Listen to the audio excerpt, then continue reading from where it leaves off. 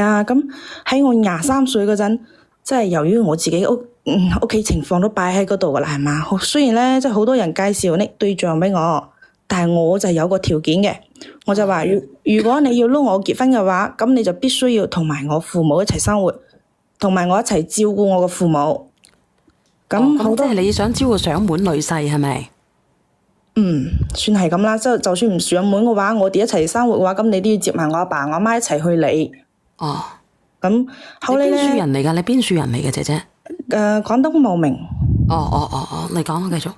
咁呢即後尾咧，即係好多男仔佢知道之後聽到啦嘛，咁肯定唔制㗎啦，係嘛？咁就打退堂鼓，好多男仔都打退堂鼓。後嚟咧就有一個男仔，即係我而家嘅老公啊。佢就大我10年嘅，佢就撈我講，佢好早就死咗啲老豆老母噶啦。咁佢自己屋企嘅條件又唔幾好啦，但係咧佢就話佢願意接受我嘅父母。咁咪好咯。係啊，咁我咪同意咯，佢結婚咯，係嘛？咁我哋兩個可以講係當時係裸婚嗰種啊，冇婚禮又冇入彩禮，甚至咧當時連一隻婚戒都冇噶。冇嘅，但係佢對你好就得啦，係咪先啊？你自己嘅嗰個條件，你係要搵個男仔去照顧你父母嘅，同埋你嘅。咁你當時你爸爸係癱咗嘅，咁如果相處得好嘅咪得咯。係，所以咧佢就攞咗幾年啲衫啊，同以前佢儲落嚟嘅啲錢啊、積蓄啊，就俾咗我，然之後就搬嚟我哋嗰度一齊住啊嘛。咁我哋就開始一齊過日子噶啦。咁可以啊，我覺得冇問題啊，姐姐，即係大家都係大家雖然攞婚啫，只要佢對你好咪得咯。咁結咗婚對你好唔好啊？好，即係佢對我都好，對我屋企嘅阿爸媽都好嘅。即係有時候佢平時放工翻嚟係嘛，我阿媽唔喺嗰陣咧，佢都會幫我阿爸咧，即係倒屎倒尿啊、擦下身啊、按下摩咁嘅。甚至即係我舊年咧，我老豆就過咗身啦。過咗身嗰時咧，都係佢幫手處理晒嘅。咁你老公都好難得噶啦。係啊，我都知。咁因為我老公咧，佢真係一個好勤嘅人啊嘛，又勤力又慳家嘅嗰種。然之後所以喺2020年嗰陣咧，我哋咪存夠咗錢，然之後就喺城市嗰度咧，即係市區嗰度咧，交咗首付買咗自己個樓咯。咁都好好啊，姐姐。你想講嘅就係買咗層樓啊，買一層樓幾好啊。係，但係即係有前因先有後果。即係咪你哥出咗嚟啊？你嘅意思係？係，佢喺舊年年底嗰陣咧就出咗獄啦。咁我阿哥就一直住喺我嗰度，佢唔想翻鄉下，就住喺我哋嗰度。即係你老公有意見？佢又唔係話有意見，佢都知道噶啦。佢又係我阿哥係嘛，佢嗰邊又冇咩兄弟姊妹嘅。咁我阿哥係嘛，咁佢又冇話有意見，住喺我度都好正常。佢話。咁即係冇好正常嘅，係冇爭交啊，係咪啊？咁即係點啊？咁小袁姐姐，你聽我講，即係聽我講下，即係點咧？即係我阿哥咧，佢可能係太耐冇接觸社會啦，係嘛？咁佢出嚟之後咧，佢一直就唔搵到啱嘅工啊，一直搵唔到嘢做。咁佢就想同我哋借銀紙，借10萬蚊，同以前啲朋友開一間嗰啲桌球室。咁我阿媽當時咧就攞咗5萬蚊出俾佢，咁我同我老公咧又攞咗5萬蚊俾佢。咁佢而家咧同佢嗰個朋友係嘛，就經營緊一間嗰啲桌球室咯。佢又識到經營桌球室嘅同時，佢又識咗個女仔。識到個女仔咧，而家咧有咗佢細蚊仔。但係嗰個女仔咧就要求我阿哥話一定要喺市區有層樓。咁我啱都話啦，小袁姐姐係嘛？咁我阿哥佢係本身就二婚嘅，仲有案底。而家呢個時代係嘛，搵個女人結婚咧又係好難噶嘛。好難嘅，係好難噶。咁搵到個女人肯跟佢咪得咯。係，咁我阿媽，但係個女仔咪要求要話市區嗰度一定要有樓嘅。咁我阿媽咪同我商量咯，即係將我哋而家買咗呢層樓係嘛，買咗呢個層樓。你嘅意思係咪想將呢間樓借咗俾你阿哥啊？係，我阿媽嘅意思係話轉到我阿哥名下。轉到你阿哥名下？係。點解要轉到你阿哥名下咧？點解咧？個女仔冇樓，佢就唔肯結婚咯。咁關你哋咩事咧？咁你阿媽有本事咪去買一間咯？咁冇本事咪由你阿哥自己諗咯。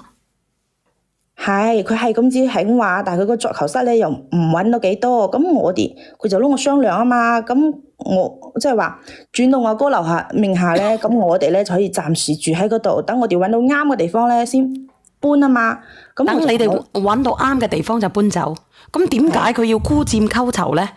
你間屋唔係佢噶喎，係你哋噶喎，姐姐係你同埋你老公噶噃。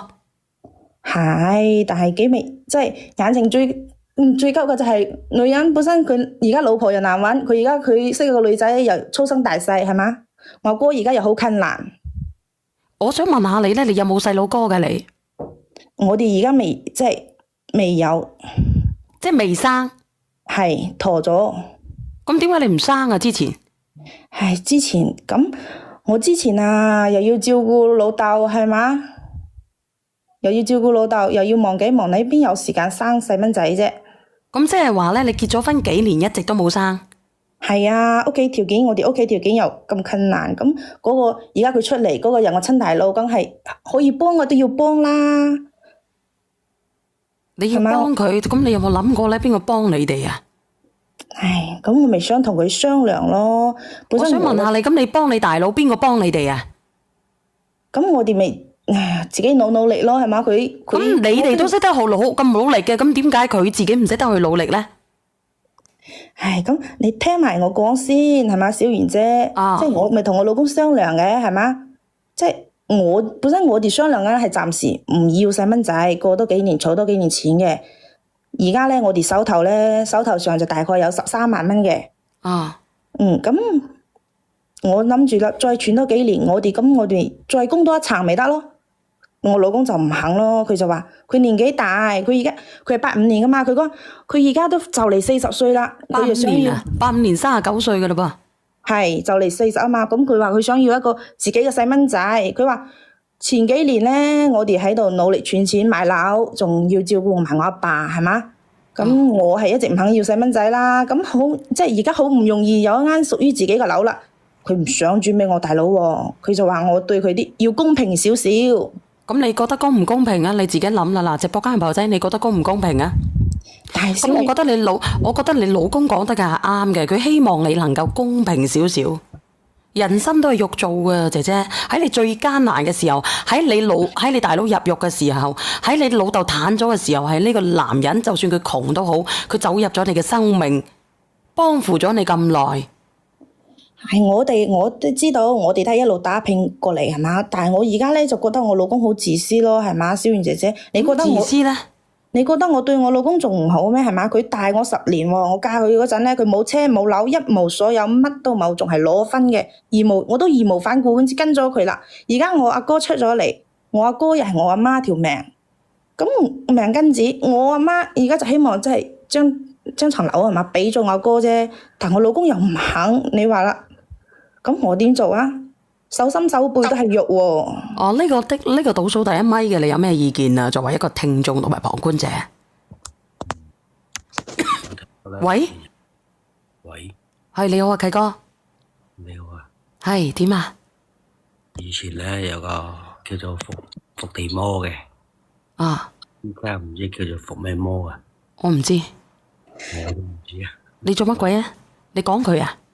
係啊。你點解咁講佢嘅？以前咧好多人都幫細佬嘅，而家轉翻嚟幫大佬。咁你冇理幫大佬或者幫細佬都係一家人係嘛？可以幫就幫啦。我係諗住我哋嘅話，我哋遲多幾年生細蚊仔都冇所謂，我就覺得好應該幫下我大佬先。你哋遲多幾年生細蚊仔都冇所謂，係因為你今年得29，但係問題佢39，佢就嚟做埋41大壽啦。佢個仔都未出世。我想問下你哋41歲，你哋39歲，你哋嘅小朋友有幾多歲？幫我打出嚟啊！大佬係2分啊，聽清楚啊！啊！我想問你哋一個問題，我唔理你扶邊個先啦。作為一個男人，我做咗老婆咁多年嚟，我捱生捱死。你今年39歲屬牛嘅，你哋嘅小朋友有幾多歲？你29歲，你而家可以回到未嫁時，但係佢39嘞噃。你可以睇下姐姐仔佢哋嘅小朋友14歲啊，20歲，你哋自己睇睇，佢嘅小朋友有幾多歲啊？佢毛都冇條，佢日日咁樣喺度守住你。雖然你年輕，雖然你有美貌，但你有咩資本啊？但係，哎呀，小圓姐姐，我都跟到佢咁耐啦，係嘛？咁而家啊，我大佬啊，我唔幫佢，仲有邊個幫佢啊？就算即係你每個你講每個人嘅生活唔一樣啊嘛。雖然話佢哋嘅細蚊仔係大咗啲，但係我哋都會有自己嘅細蚊仔，只不過係咧再遲少少。男人再老啊，再大啊，佢都生得到噶嘛。咁問題係佢而家如果佢40歲嘅話，你諗住幾多年生細佬哥啊？如果重新買個屋嘅話，咁咪再儲多2-3年咯。儲多2-3年，儲唔儲得到個首期咧？儲咗個首期之後，如果你帶住個肚嘅，你生嗱，我打你3年應該唔得嘛？3年咧，咁佢3年之後幾多歲啊？39、40、41、42，咁佢42歲，咁你睇下20年之後佢60幾歲噶啦喎，你哋嘅小朋友啊，佢60幾歲，佢個小朋友先至幾歲啊？20歲。你哋60幾仲喺度供緊個小朋友讀大學，你知唔知啊？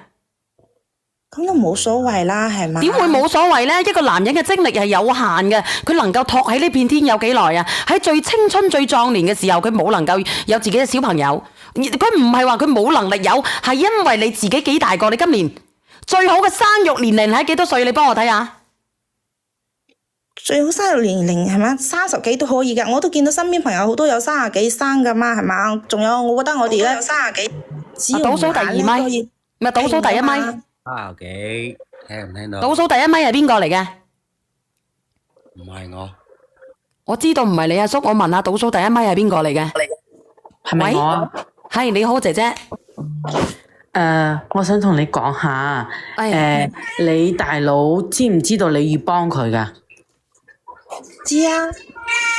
係佢要求定係你自己自願幫噶？咁係我阿媽撈我講嘅，咁我大佬冇出面撈我講，係我阿媽撈我講嘅，撈我商量嘅。即係你阿媽要求嘅。係，其實我大佬亦想，只不過佢可能唔好意思出聲。我都有個細佬啊，即係我阿媽都要求我去幫佢，但係我阿媽知道我細佬係咩人。佢就話你可以幫嘅話你就幫，你要睇下你自己嘅自身能力，你必須要同你老公去商量，因為你哋已經係成立一個家庭，你要先得到你自己嘅家庭去同意，因為你已經唔係我呢個家啦。我先同你講明先，你要得到你自己嘅家庭去嘅意見，所以你先要問下你老公。你有冇問過你個老公啊？我都同我老公商量，佢就係唔肯啊嘛，所以我唔肯自私咯。你覺得佢自私，咁你有冇問過佢？如果佢屋企人咁樣嘅話，你同唔同意啊？咁佢嗰邊都冇咗屋企人。咁我依家就係問你，如果佢屋企嗰邊嘅話有出現呢個情況嘅話，你同唔同意啊？我唔想回答呢個假設性嘅問題咯，係嘛？有咁嘅情況，我哋再考慮咯。佢根本都冇咁嘅情況，點解要即係一庸人自擾去諗呢啲嘢啫？OK，咁我明啦。唔好同我講如果啦，係嘛？咁我明啦，你就係一個非常之苦嘅啲啊！呢個姐姐仔咧，佢係咁樣講嘅。又到你啊！嗱，呢個嚟自香港嘅姐姐，你可以講下。係啊，我喺香港嘅。哦。咁我想問一問咧，上邊嗰位小姐咧，開頭嘅時候咧，你係希望要一個上門女婿，因為係幫助屋企，係咪？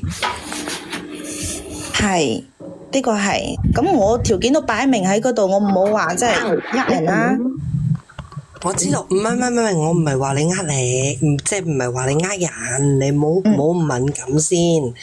咁我就話你呢一個老公願意做上門女婿，無論佢有冇家人都好，佢嘅家境係點都好，係你接受嘅，係咪？係。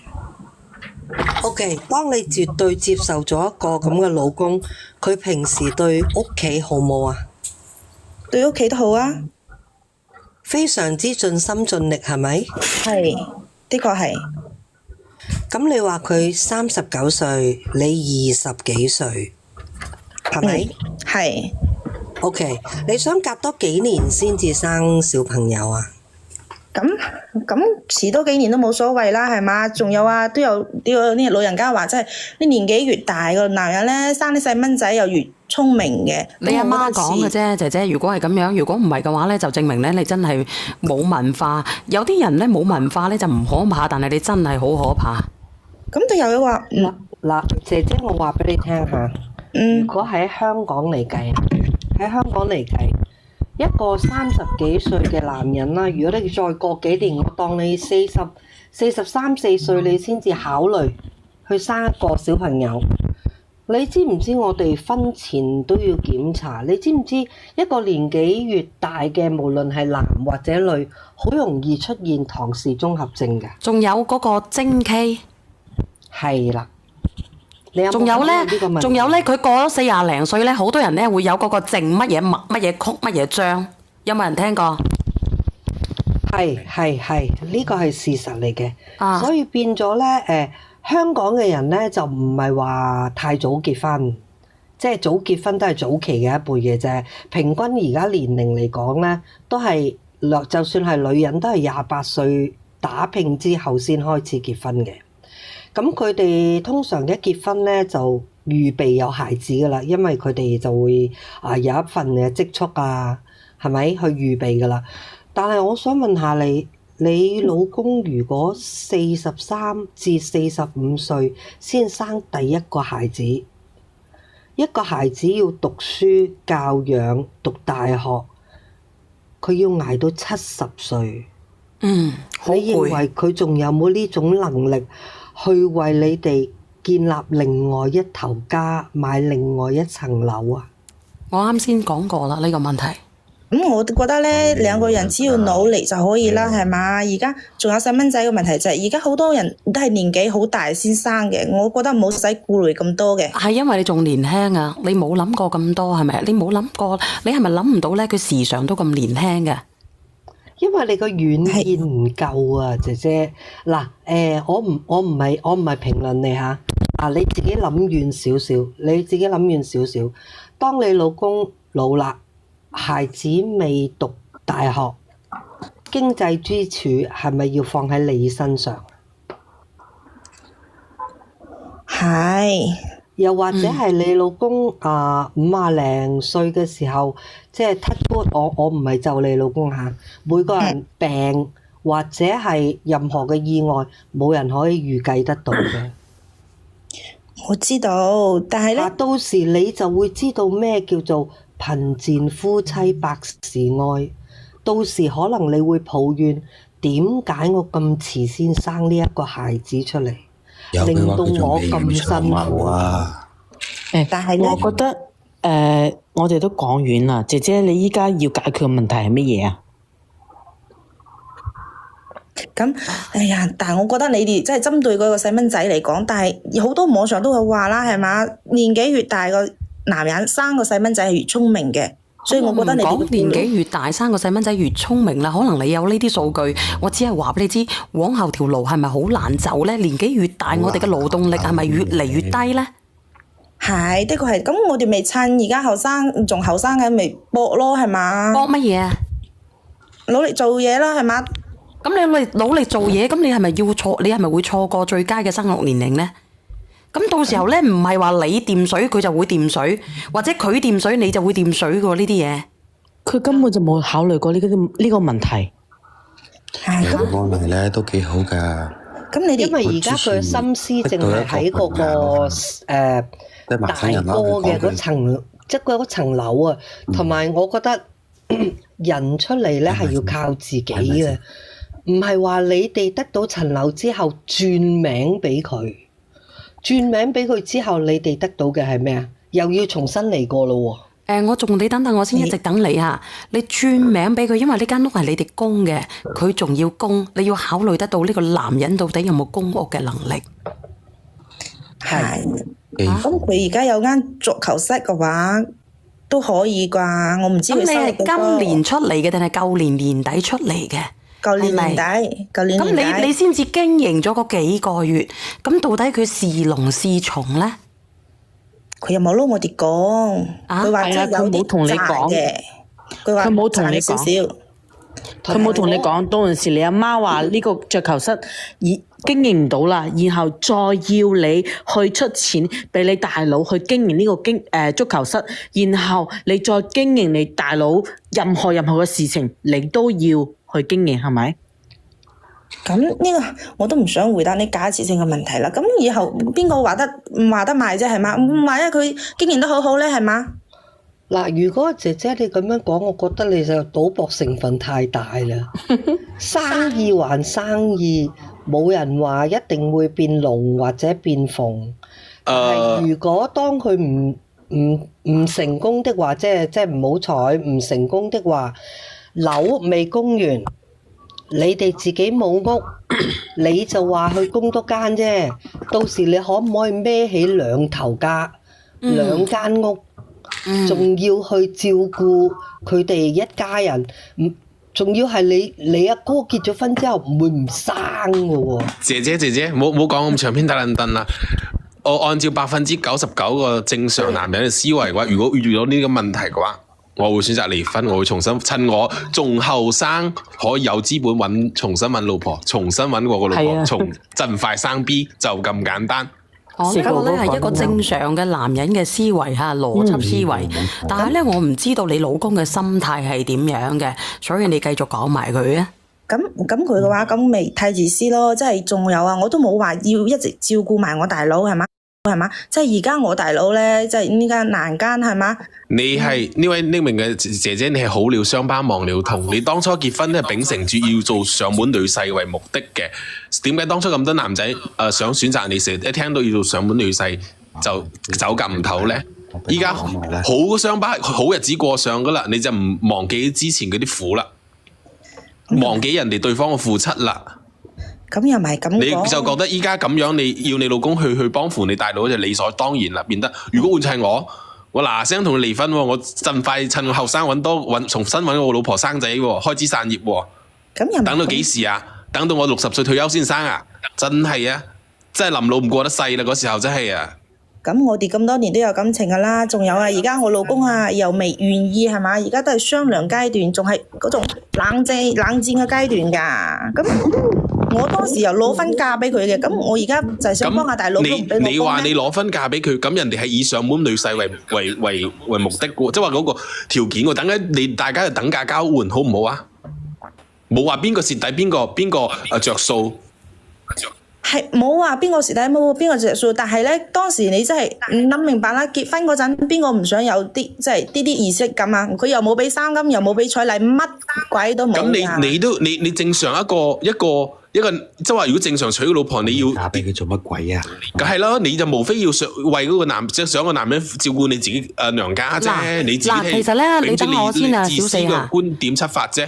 你等下我先，其實我想問下你，你乜嘢都冇，但係有邊個女婿願意照顧行翻嚟同個外父攪屎攪尿嘅咧？咁就咪咯嚇！啲邊個願意咧？我願意啊！我外父留住座金山俾我翻去同佢奶腳。你係乜嘢都冇噶喎，佢係帶住佢嘅積蓄同埋幾套衫同你組建一頭家噶喎。你覺得你當時你有好多積蓄去乜嘢咩？去我哋一齊組建呢頭家去公屋嘅咩？如果佢冇呢啲積蓄，你何來今日有呢頭家啊？你咪一樣租屋或者住舊屋？佢真係少少積蓄啫。咁結婚之前佢都知道我所有嘅情況噶。咁佢當時又娶唔到老婆係嘛？就為咗大佬。咁你都知道佢嘅狀況㗎。冇老豆冇老母。佢娶唔到老婆，因為你都係冇男人要，因為你家庭嘅背景原因。你等於兩個係抱團取暖，係好唔好？唔存在話係你冇三金冇乜嘢冇儀式，佢同樣都係要倒貼你娘去你屋企。呢位家人，我覺得你講得唔啱咯，即係我當時20幾歲，點會冇男人要啊？係嘛？咁我而家嘅老公啊，我仲細佢10幾歲嘅喎，我都嫁咗俾佢，咁佢都應該有啲良心啦，冇忘恩負義啦。唔係話婚姻唔係話講年齡大細㗎。我覺得呢個匿名姐姐啊，你已經當咗你大佬係仔咁樣啦。如果換著我係你老公，我嗱聲去同你離婚，重新揾個喎。真係啊！我哋亦都聽倒數第一咪嘅意見咧。唔係，其實你知唔知？即係一上咗年紀，你就要做我有個朋友就係佢穿刺唔過，要流產嘅。真係好多㗎，過咗咧特別女人過33歲，33歲之後佢就會成咗高齡產婦，35定係33啊35啩。未生過就30，生過就35。咁你唔等到60歲大家退休先至係生，咁都唔使上班咧，仲可以照顧小朋友好過啦。35歲之後咧，佢要做 NT 啦，做咩啊？仲有做乜嘢先啊？全部人都要做嘅。嚇？NT 而家全部人都要做嘅，因為我仔而家係3個月，我係做咗羊嘅。哦，仲要做羊水簽字係咪？羊水簽字唔過關，要做嗰個無創 DNA 係咪？唔係，係羊村係最終結果嚟㗎啦。我羊村直接一步到位做羊村嘅。啊，咁你哋講嘅都係個別案例啫，又唔係全部都係咁。係年齡規定嘅。案例啊，年齡規定嘅。好多㗎。啊。唔係，咁係如果個別嘅你阿姐姐你唔想做都可以唔做嘅，不過知生出嚟嘅後果係你自己去睇啫嘛。唔可以唔做嘅，你唔可以冇呢個風險嘅。係啊，唔係你可以唔做，但係要食有乜嘢問題，你要簽字，醫院係要你簽字嘅。係啦，要你簽字所有風險。咁可唔可以做到咁樣啊？到時候先講啦，係嘛？咁小圓姐姐你咁大年紀都可以即係有咗，點解我唔可以啊？我幾時有咗啊？我啱啱先嚟咗大姨媽。個腦唔知佢入咗水。你繼續講。唉，我落去啦。佢根本就唔會諗以後有 BB 嘅問題。佢目前嘅當下嘅想法就係點樣可以將間屋過俾佢大佬，其他生仔唔生仔嘅後話。所以同佢講得嘥氣。唔係話太短見咯。你乾脆同你老公離婚，分翻一半走好過啦。等你老公快快脆脆揾翻個開枝散葉。係啊。咁又唔係咁講。你唔好拖死你老公啦，拖到人又老，錢又冇，老婆又走佬嗰時候，真係雞啲咳啦。咁你哋都未聽。呢個叫做周思思㗎嚇。你都未聽晒係嘛？即係我啱啱生完3個幾月啫啊，4個月都。你等等我先啊！直播間婆仔咧，幫我上個粉絲燈牌同埋人氣票啊！因為我而家咧仲使100個棒棒啊，死火啦！我忘記咗呼喚你哋幫我做數據，上棒棒冇棒棒嘅上個人氣票同埋燈牌嚇。你繼續講啊！如果係咁樣，你仲有疑問係咪？咁肯定係啦。咁我哋呢層樓咧，即係又未商量好嘅。仲有啊，我而家未即係有咗嘅係嘛？我話你有咗嘅。係，咁我同佢講啊嘛，我同佢講，如果唔將呢層樓轉俾我大佬嘅，咁我咪去落咗個細蚊仔咯。但係佢態度就好堅決嘅，佢話咁隨便你咯。我阿媽聽到啦，我阿媽就話抌晒嗰啲嘢出去，然之後換鎖。但係嗰個人我老公，其實我都唔忍心咁做。咁你話我應該點算啦？唉，手心手背都係肉噶。你阿媽。真係好殘忍啊！你會點講咧？即係話你好容易導致你大佬同你大嫂咧就係家庭和睦，你咧就俾人掃地出門嘅，就咁簡單。我想問下你哋啊，作為一個有冇人咧諗住有20零歲嘅嗰啲朋友仔啊？如果咁樣嘅嚇，有冇啲朋友仔咧有啲意見啊？點樣啊？你嘅突然之間聽到咁樣咧，好心寒啊！我咪同你講笑。佢老公都講出你隨便啦，咁個説話咯，你話？你攞個仔嚟威脅佢都冇用啦。我係你咪覺得佢好自私咯？唔係自唔自私，係自私係你。依家個世界上唔係就得你可以生仔，你要知道。你好啊，呢個叫殺破狼嘅朋友。咁佢又大咗我10年，佢咁就應該錫住我啦。如果就算佢而家同我分啦，佢而家40歲噶啦，仲可以揾到老婆咩？你等等先啊，呢個叫殺破狼嘅，你係作為一個旁人，你係有咩見解嘅咧？我想同個姐姐講，我話。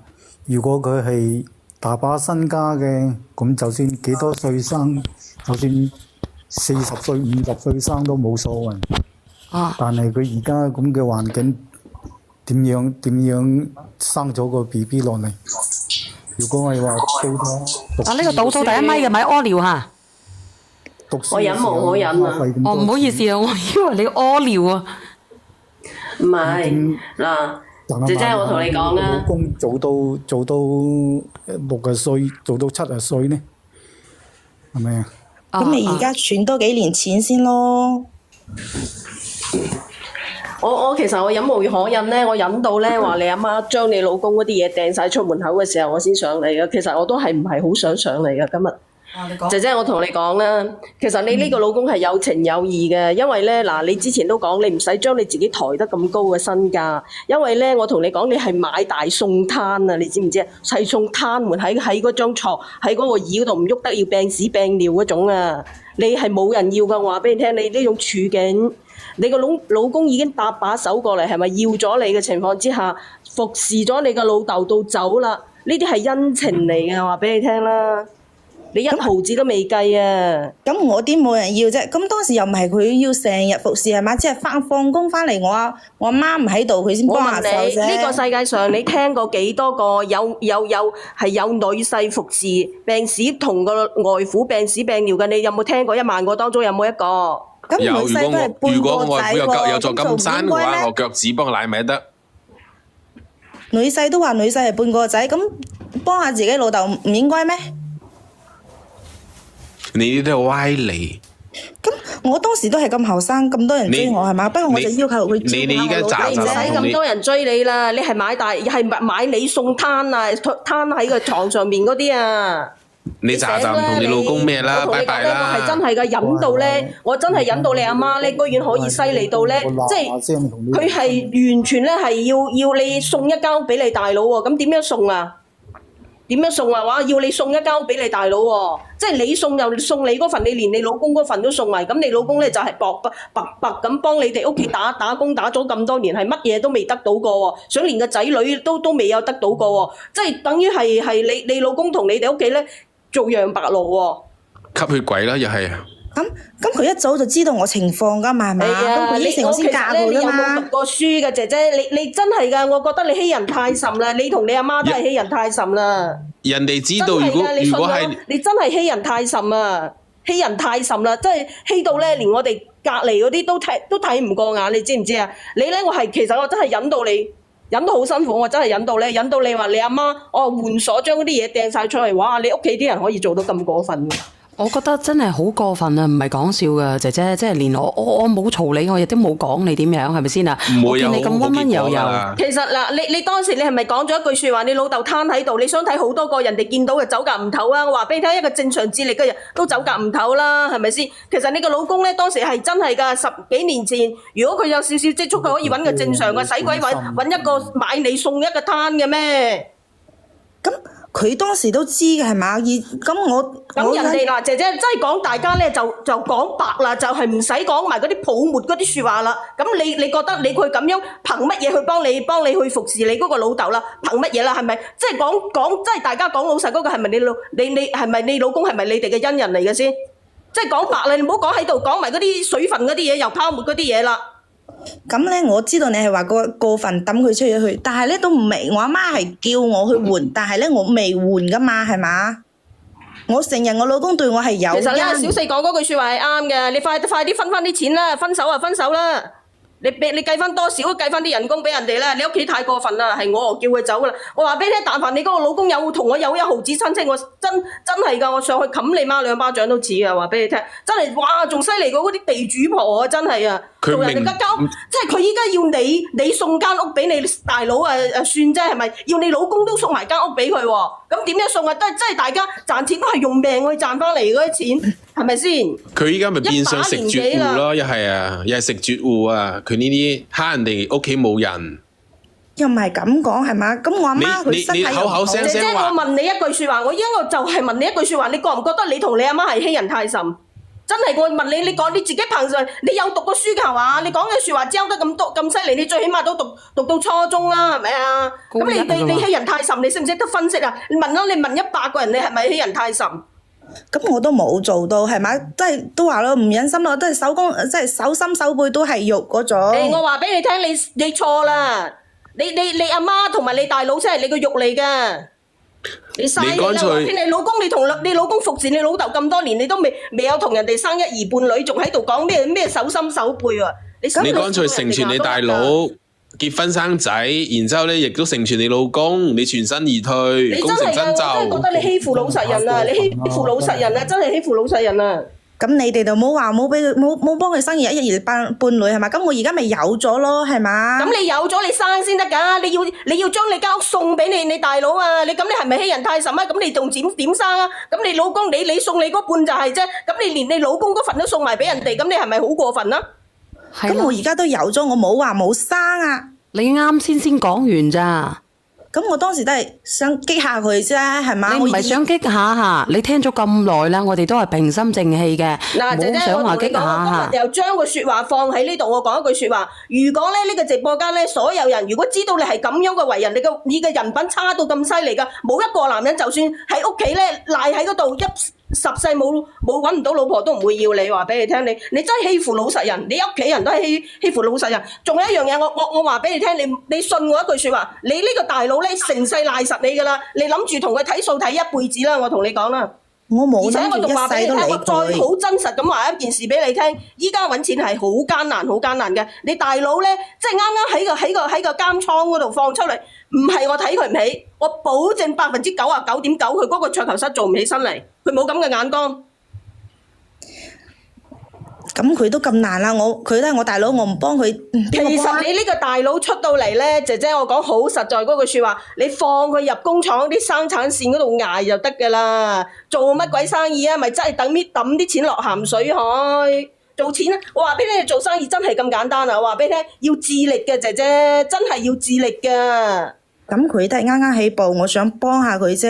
咁你哋大家都咁講。如果你係真正幫佢，你就將佢放落最辛苦嗰啲生產線上面幫佢，由佢自食其力。你唔係咧，你係攞一嚿錢去幫佢，你係害死佢。我話俾你聽，你依家我真係㗎，你同你老公分開啦。我真係㗎，你放你老公一條生路，你一世去孭實你呢個大佬啦。佢成世啄實你㗎啦，我話俾你聽啦。你聽我講，你嘅阿媽咧，點解你嘅大佬會一撇屎咁樣？係你同埋你阿媽造成嘅，同埋你老豆啊！咁你哋可唔可以企喺我嗰度諗下啫？我老豆而家又唔喺度啦，咁我阿媽身體又唔好，咁就係寶貝咁呢個阿哥係嘛？咁我可以即係掟低手唔理咩？你阿媽身體唔好嘅，你哋可以照顧。姐姐，我同你講，其實我都理解你，其實我都理解你。其實老人咧同佢講道理講唔通嘅，你講到嗰度咧，你就同佢講，如果你要咁樣做，你就係逼死我。你逼死我，你第日你個仔喺邊度嘅咧？死喺度都冇人睇，你咁樣同佢講就得噶啦。佢聽唔明就算啦。係，我知。咁你哋話啦，我哋未有13萬存款。你同佢講，你同你阿媽講，你話你已經係結咗婚，你對得起呢個家。你直接啲同佢講，你已經係非常之對得住呢個家噶啦。你亦都會養佢，但係大佬咧想得到啲乜嘢，係要靠佢自己努力，而唔係喺我手上面攞。你係咁同佢講，佢聽唔明就算啦。係老人係冇辦法聽得明嘅，話俾你聽啦。你必要嘅時候，你就同佢講，你逼死我之後咧，第日咧，你個仔喺街邊乞食都冇人睇，你就係咁講呢句説話，佢再聽唔明冇辦法噶啦。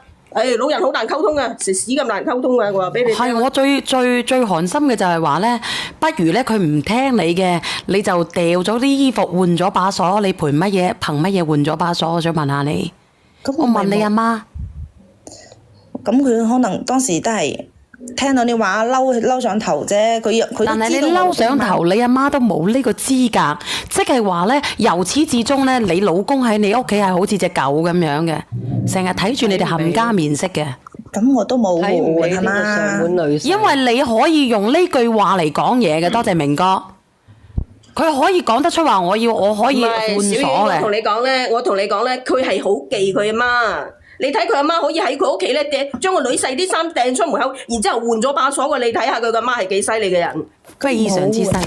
係講冇換，咁你知啦，我阿媽生我養我，之前仲一個人供我讀書好難噶嘛。姐姐，我再講一次，你同老人係冇辦法溝通嘅，你係溝通唔喐嘅，你就同佢講，如果你逼死咗你第日你個仔喺街邊包括入監倉乜嘢都好，睇望都冇人望佢，你講呢句説話俾佢聽。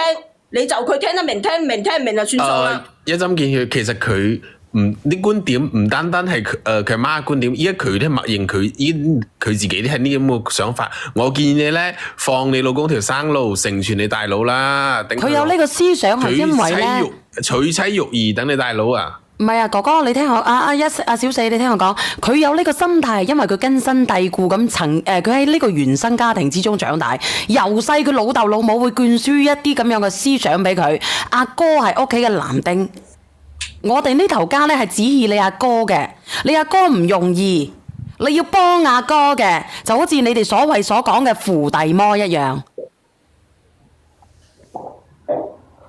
我想插一句說話。哦，你講。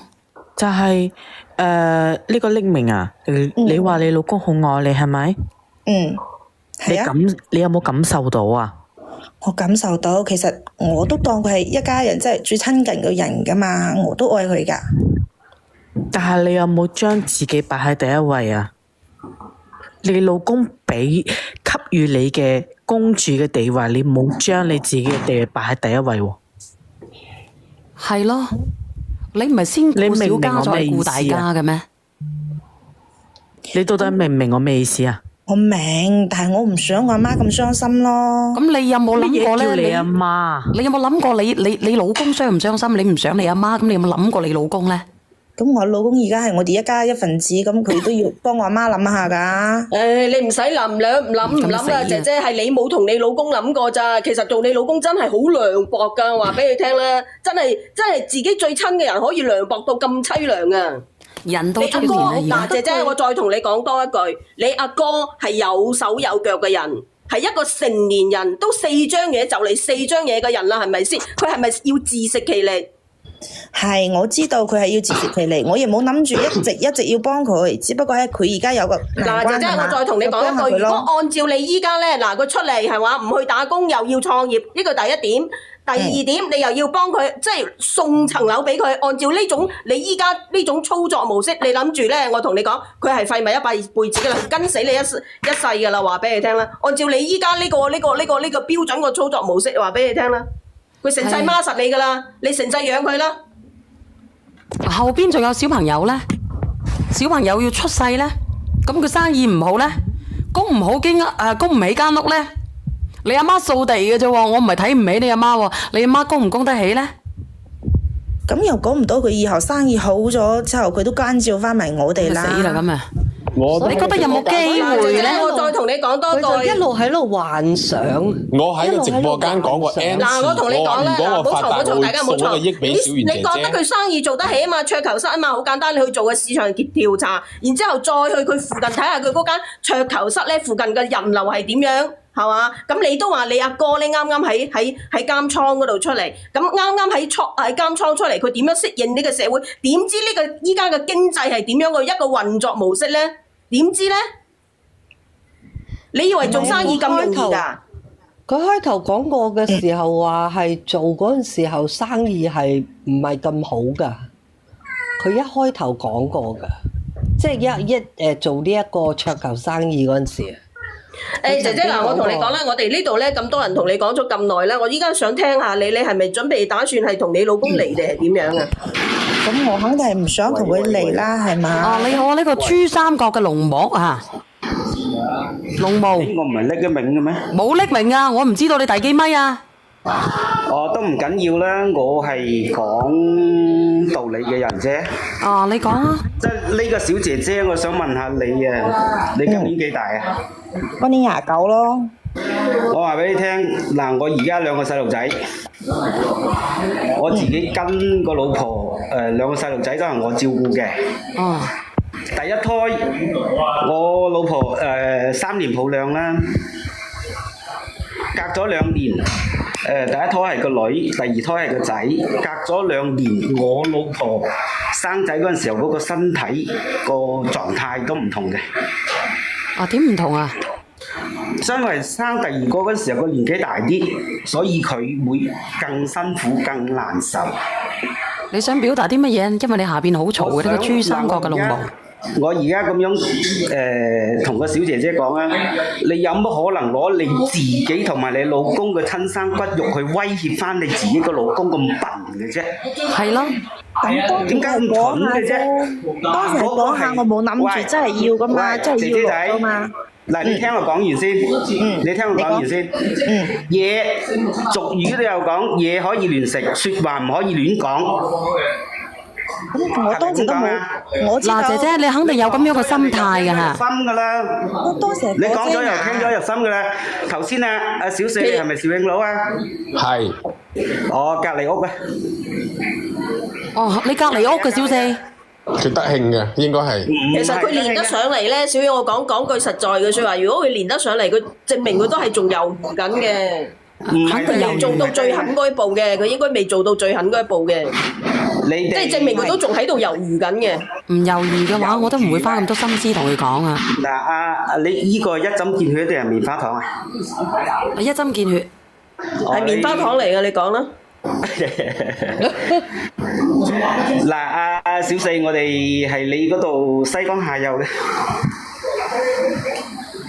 你講啊！你講，你唔使話俾我知你邊度。之後咧，嗱喂，阿姐姐仔，你為你自己、為你自己個老公、為你自己個家去着想下。你嫁咗，你老公嗰個家先係叫做家，你阿媽嗰個家叫做外家。